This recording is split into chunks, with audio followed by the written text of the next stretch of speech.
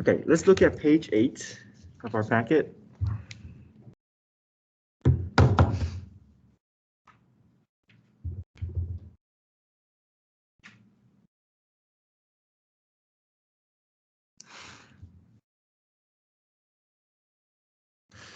Okay, so see, Joanna jogs along a straight path for values of t between 0 and 40 minutes. Joanna's velocity is given by a differentiable function v. Selected values of v of t is measured in meters per minute given in the table. Okay, so interpret the meaning of v prime of 20 and indicate the units of measure.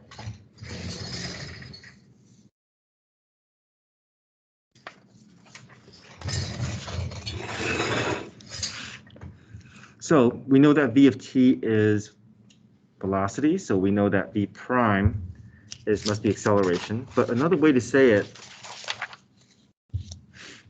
is it's the rate of a rate, right? So we can say that v prime of 20 is the rate that velocity is changing.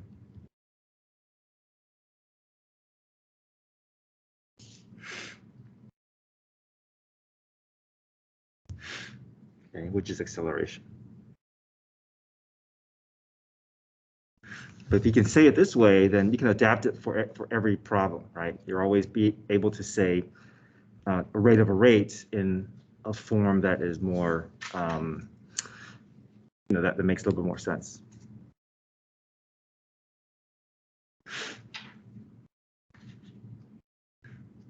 Okay, units is meters per minute squared.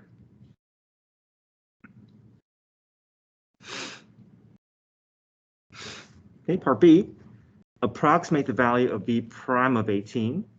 So basically it's asking for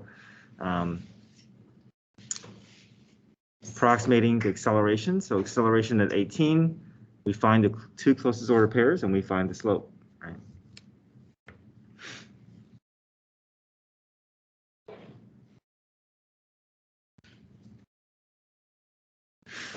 Because acceleration is the rate of change of velocity. So v of 20, right? So v of 20 minus v of 12 over 20 minus 12.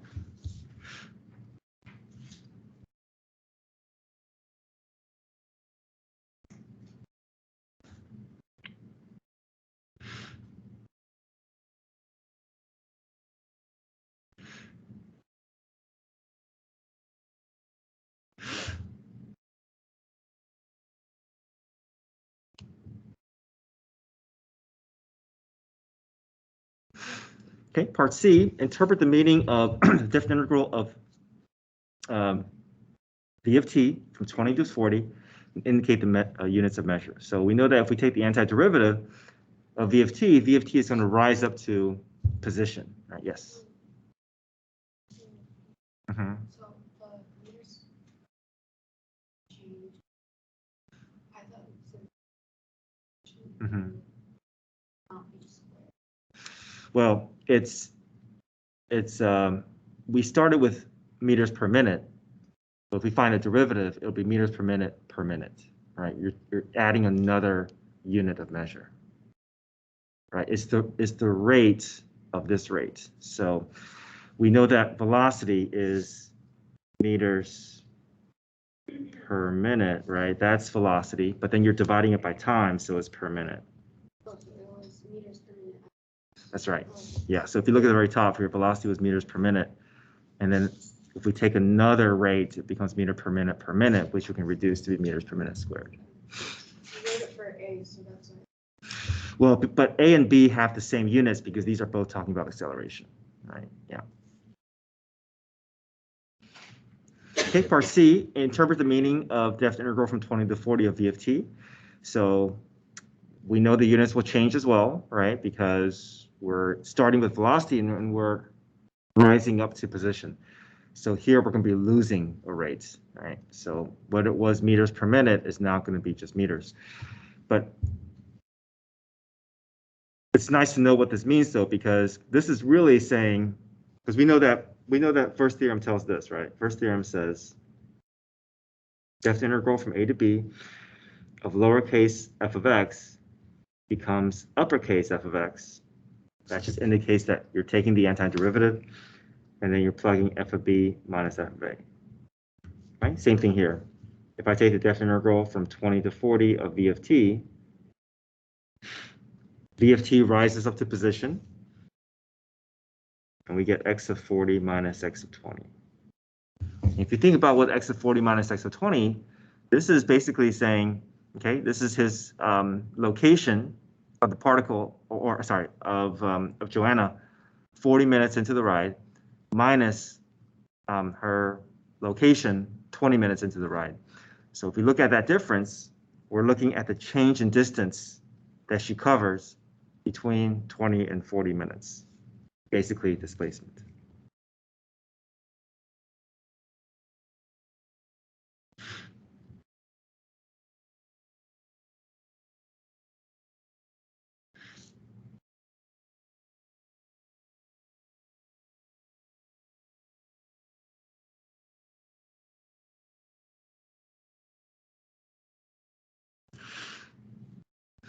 Right, basically, if we're accumulating all these meters per minute, we're going to be able to get how far she travels. So this is basically where she's located, 40 minutes, minus where she's located, 20 minutes.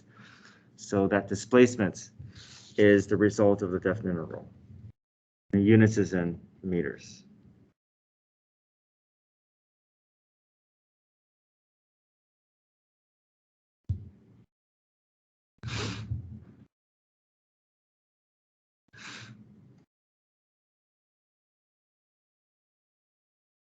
Right. Approximate the value of the depth integral from 20 to 40 using two trapezoids. So two trapezoids from 20 to 40.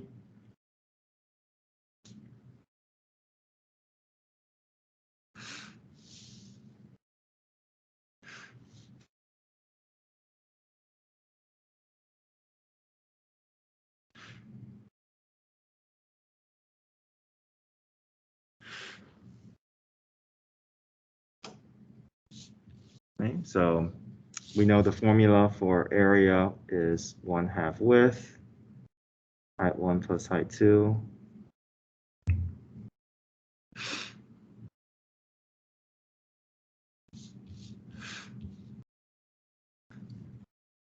So this is 4 and this is 14. Sorry, 16. So we can say 1/2 times 4, and then 240 plus negative 220.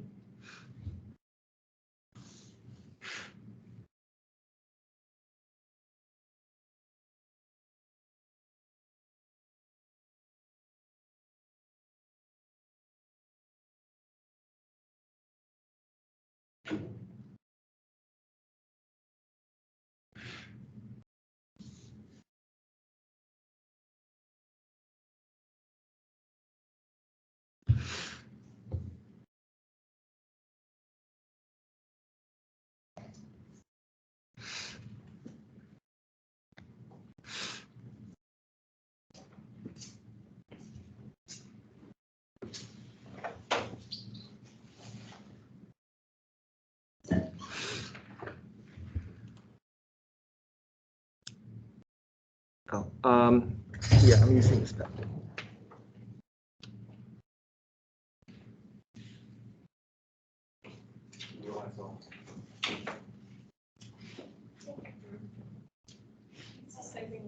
Okay, all right, yeah. I'll just pull in from one of the pages.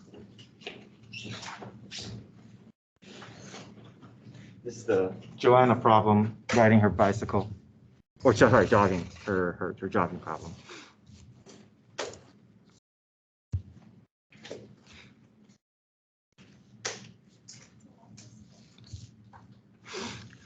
So this tells us that this negative 520 meters tells us that she's backtracking. So she's going backwards 520 meters between 20 and 40 minutes. So here she's jogging along that straight path in the forward in forward motion, but then she must have turned around at some point. So that's why she's going negative 220, and then she turns around and she's going forward again.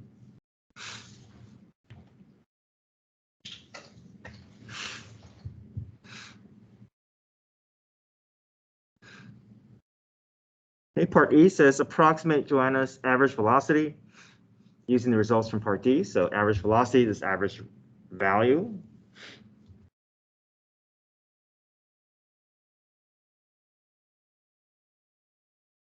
That's the average value theorem.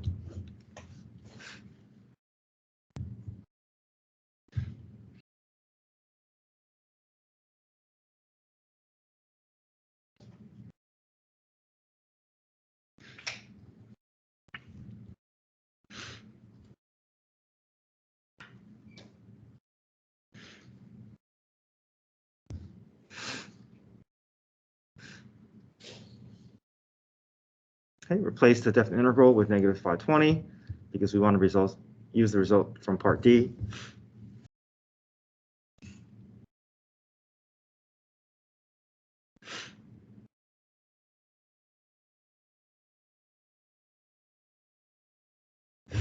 So negative 520 is in terms of meters, and divided by 20 is the time. So it's meters over minute, so it's meters per minute.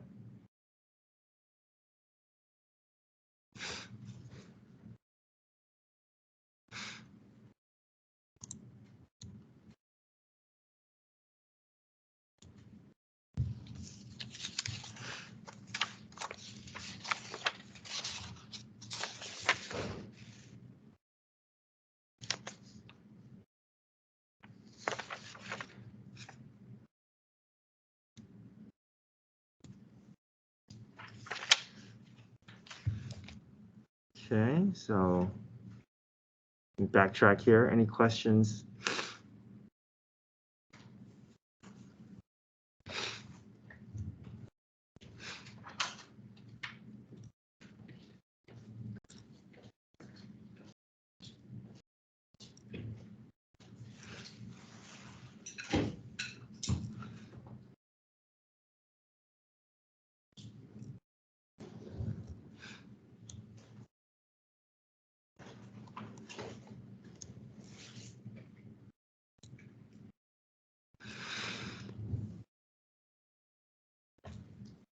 Okay, let me go back and do one of these problems here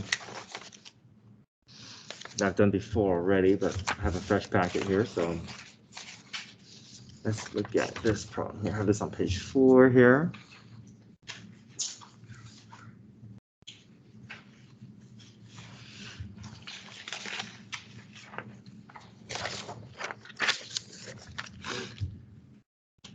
Okay, the graph consists of line segments.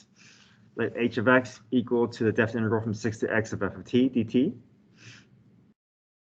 So we know that this is going to make that connection between h and f graph. So whenever we see this notation, we have to understand that there's a specific relationship here between h and f, and it's the fact that f is really sitting at an h prime level. Okay, because if you're applying an integral on a function, and if it takes that process to make it equal to h, that means this must be sitting at a derivative level. Okay. So we know that based off of this, we know that h prime must be equal to f of x. Okay. And also, you can also discover this by using second theorem, right? The derivative of this will cancel it out. You just plug in the upper bound into the t and get f of x. So that's a second relationship that we can build. H is the antiderivative of f of t, h prime is f, and therefore h double prime, if I take the derivative again, then this side will also go down one level as well. F becomes f prime. So now we have a connection between our h prime, h double prime, and the graph that we see in front of us, because this is our f graph here.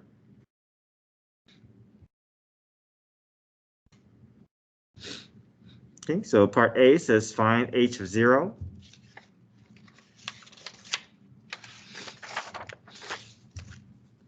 Okay, so to find h of 0, we're simply going to rely on our definition here. So h of 0, look at where the x is located. The x is located as the upper bound, so we'll place 0 in for x.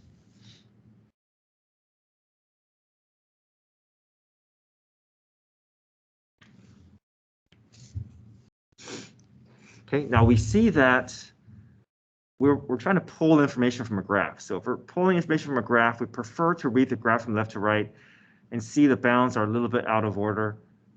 And I want to flip the bounds so that I can have an easier time interpreting what the graph is, what I'm trying to pull from the graph. So I can flip the bounds at any time, but if I do, I want to make sure I flip the signs in front.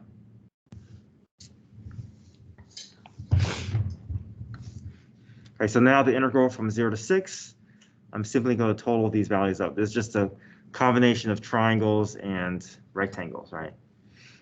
So look at the region that we are interested in. Between 0 and 6, we're looking at this region here. Okay, so this is -1/2.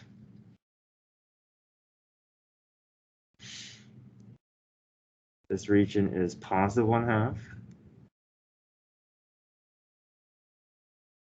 Actually, let me make it a little bit cleaner here because this is a full triangle here, right? So we think of this as 1/2 base times height, 1/2 2 times 2. So that we know that this region is 2. 1 times 2, this region is 2, this region is 2. So if I total this up, I get 6 minus 1/2, which will be 5.5. So I know that this piece is 5.5, but then there's a negative sitting out in front, so I got to carry that negative over.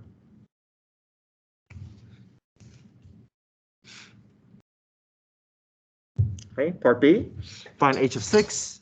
h of 6, again, we go back to our definition here. Our definition says go from 6 to 6.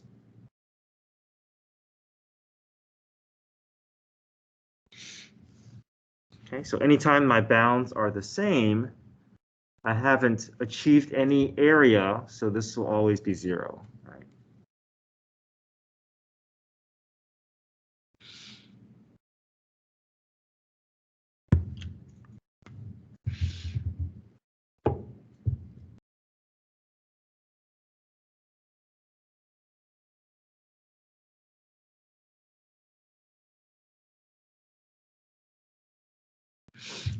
Okay, h of 10.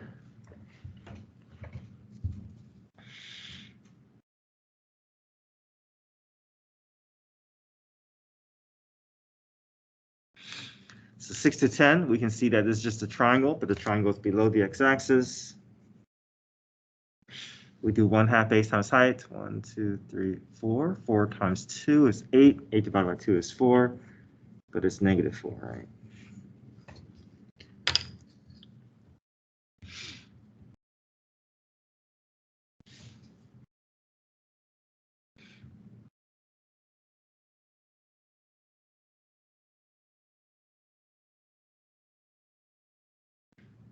Okay, part D, find h of 11. Go back to our integral here.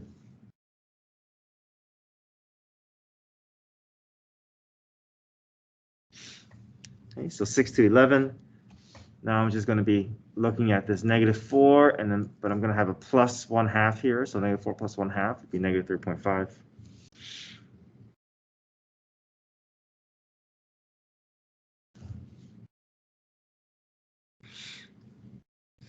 Okay, find h prime of 3. H prime of 3 matches with our second definition here. So h prime of 3 is equal to f of 3.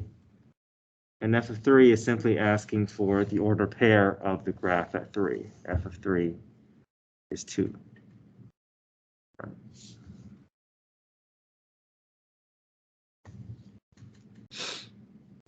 Okay, h double prime of 9.5. Let's go to our definition. H double prime 9.5 equals f prime of 9.5. So 9.5 is located here. And it's not asking for the point, it's asking for the slope, right? So the slope of this line would be f prime of 9.5. So the slope of this line here, pick 2 points, I go up 2 over 2. This is a slope of positive 1. So that's my answer.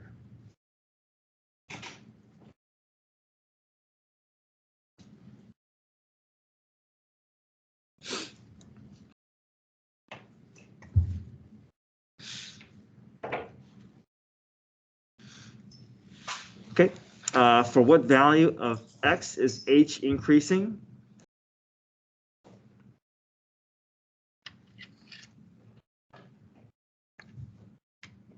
We can create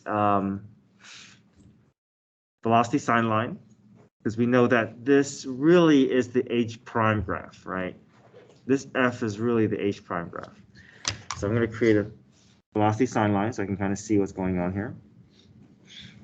Anything above the x-axis would indicate positive slope for my h graph. Anything below the x-axis is negative slope on the h graph.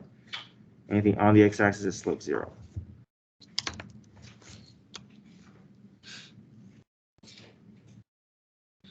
So if I create h prime sign line here, I can go from 0 to 11. Find all my critical points, 1, 6, and 10.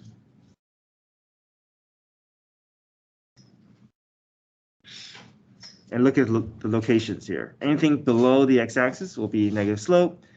Anything above the x-axis will be positive slope. So negative slope here, positive slope, negative slope, positive slope.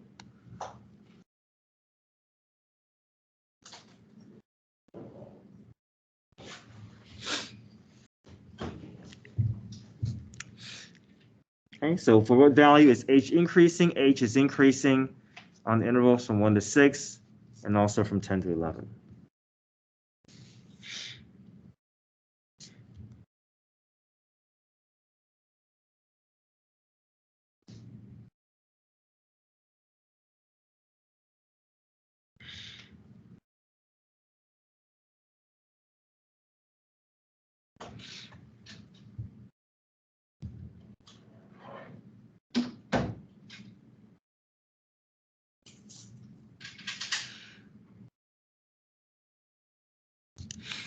Okay, part H says, well, for what value of x is h prime decreasing? So this is not the same thing as h decreasing, right? H prime decreasing, this is really talking about concavity here. Concave down. Okay, so if I want to create a concavity sign line, just so I can get everything in front of me, again from 0 to 11. So now I want to pinpoint my critical points here, my peaks and valleys. I know it's a little bit strange here. Peaks and valleys is right at around that 3.5. It's not really a peak here. And then also one at 8. Okay, but we know that everything up until 3.5, we see positive slope. Positive slope translates to concave up. After that, concave down. And then after 8, concave up.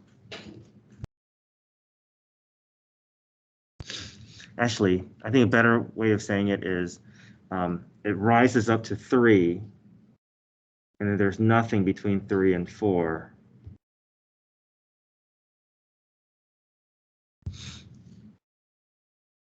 Okay, so it's really concave up from 0 to 3, and then nothing from 3 to 4, and then from 4 to 8, concave down, and then 8 to 11, concave up. So therefore, h prime decreasing would just be wherever my h prime graph has a negative slope. So h prime graph has negative slope, concave down from 4 to 8.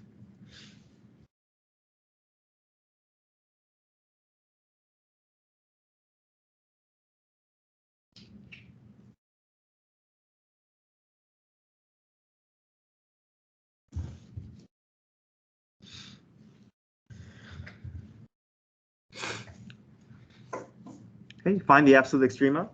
So this is extreme value theorem. So extreme value theorem, all we do is we look at our slope sine line and we test our endpoints and we test our relative max and relative min. So it looks like all these points are relative max and relative mins. So we have 1, 2, 3, 4, 5. We have 5 points that we need to test.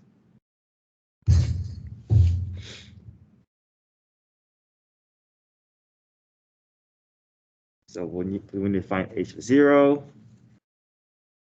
We need to find h of 1. We need to find h of 6. We need to find h of 10 and h of 11. Okay, some of the values we already found from above. Let's see what we have. H of 0 we do have already. That's negative 5.5. H of 1 we did not find, so let's go and find that on our own. Integral from 6 to 1 of f of t dt.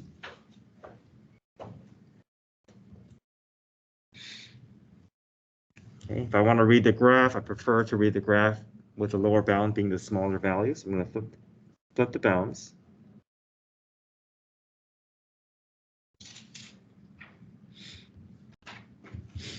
Okay, so from 1 to 6, that's just 2 plus 2 plus 2, that's 6.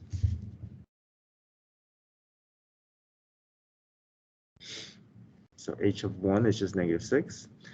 H of 6, we found that from above, that's equal to 0. H of 10 we found from above, which is negative 4. And h of 11 is also given to us, or we found from above. So now we simply want to compare the y values, right? Whatever the lowest y value is your absolute minimum. Whatever your highest y value is your absolute max.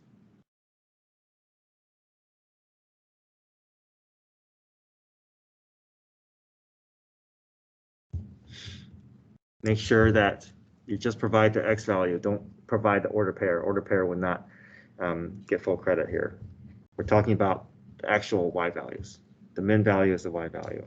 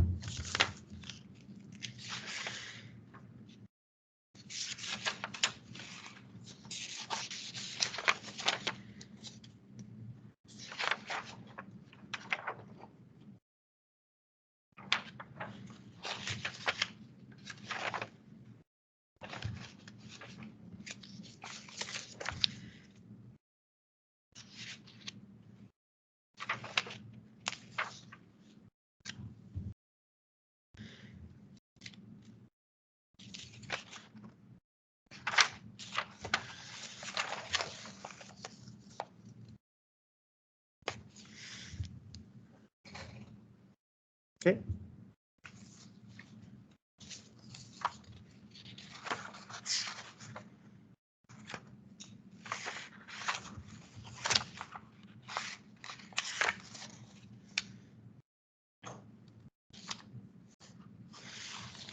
I'll go over this tomorrow, but maybe we can start going over the morning review.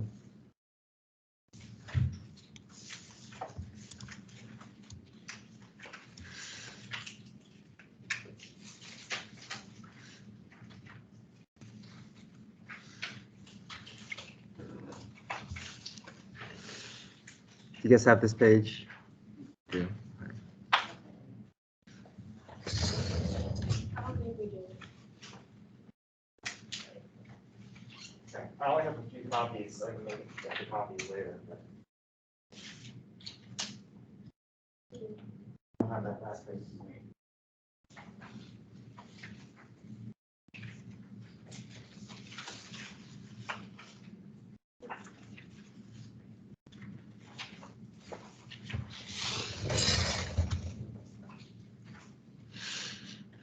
Okay, so object moving along a horizontal line has v of t, page 11. T p cosine of pi t over 6 measured in inches per second. Create sine line for velocity and acceleration.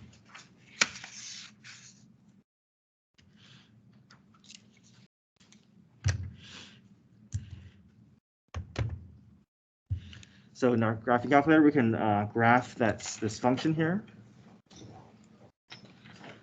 So make sure you're in radian mode.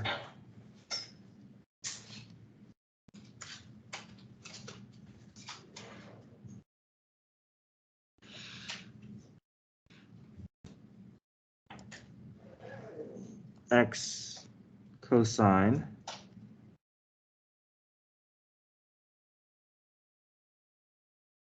pi x over 6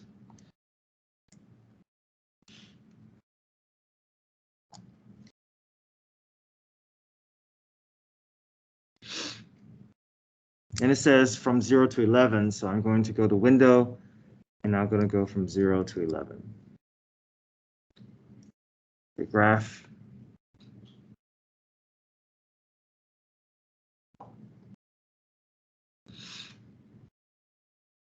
Okay, so here's our graph. Maybe we can adjust the y values so that we can kind of see a little bit lower here. So I'm going to adjust my y min, y max, maybe make it -10, just to show a little bit more along the y value there.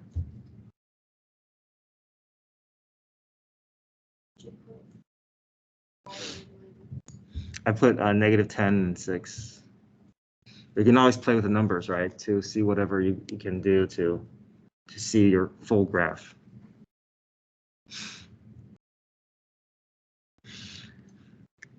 Okay, so this is a bit, imagine this is your velocity graph here. So we just want to find our critical points, or we have 2 x-intercepts here. So to find the first x-intercept, you can do second trace and go to your 0 option, second trace 0.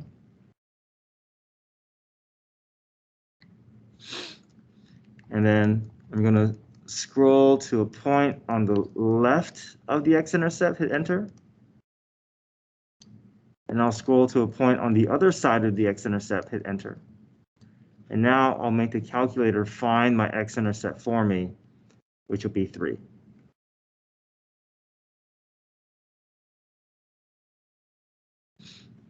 Okay, repeat the same process for my other x-intercept. Select 0 again.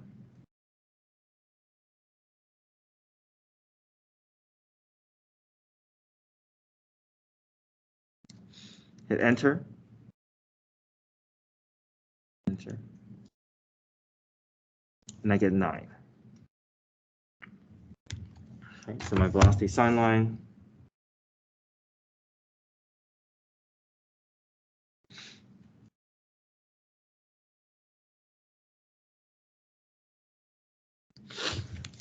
Okay, so between 0 and 3, my graph is above the x-axis, so I know that velocity is positive.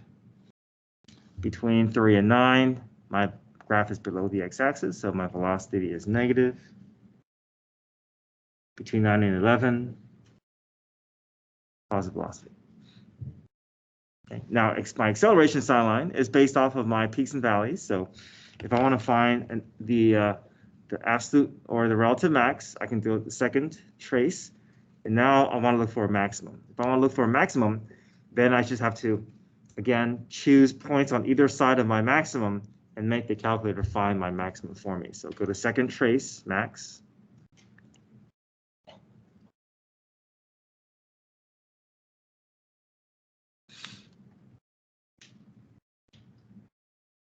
So here, I'll just pick a point to the left of my hill.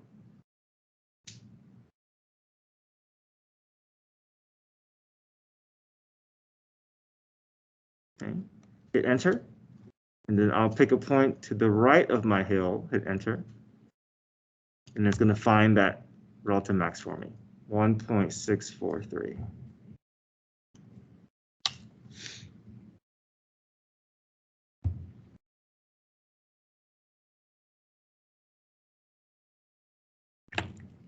Okay. Same thing here. I want to find my relative minimum. make the calculator find it for me. So I'll go to second trace, choose my minimum feature. And again, I'm just going to pick points to the left and to the right of my valley and make the calculator look for the in between.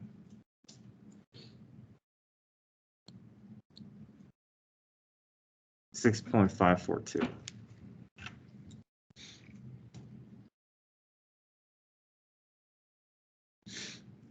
Okay, so now your acceleration, just look at your slope, positive slope.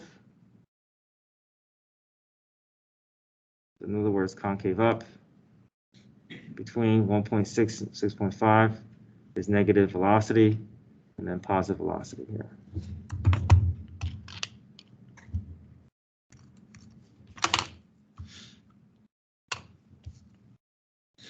Okay, find the times when the object is motionless. Motionless when velocity is 0.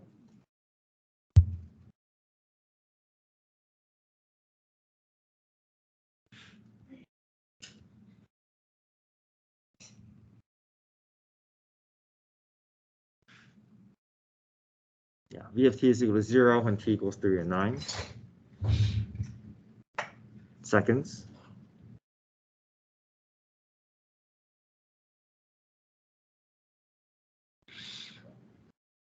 Okay, find the velocity at t equals 4 seconds. So all you do is plug 4 into the velocity function.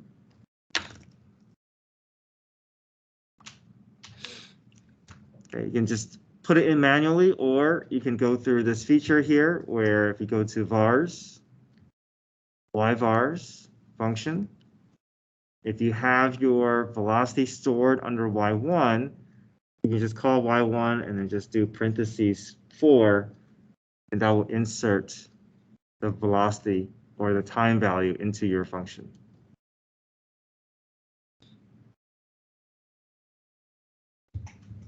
Okay. Okay, so the minute max, you can go to second trace, select max per minute. So if you want to find the max, you got to scroll to the point to the left of the max.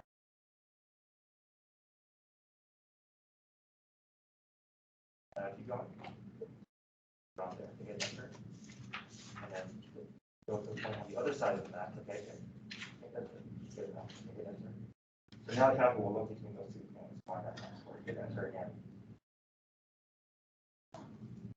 You do the same thing for the minimum, and if you want to find X-Intercept, you'll select 0. On the street, I'm having trouble finding the max. Am I supposed to do it there? Yeah, that's I was getting there. and right now, you got to pick a point on the other side. Okay. Yeah. What is the Y1 on the calculator? Okay. I want it. Yeah. Go to y1. Okay. Yes. If you want to call y1, you're going to go to your home screen.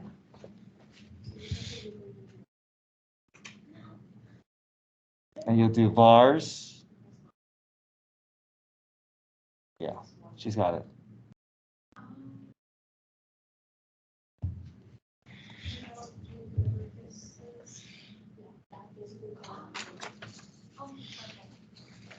So I have a summary sheet here.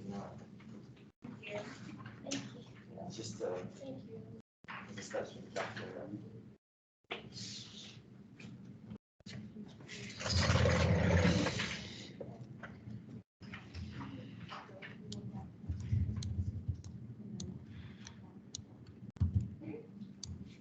Okay, all right, we'll pick up tomorrow morning, okay? I'll have a health session tomorrow morning as well.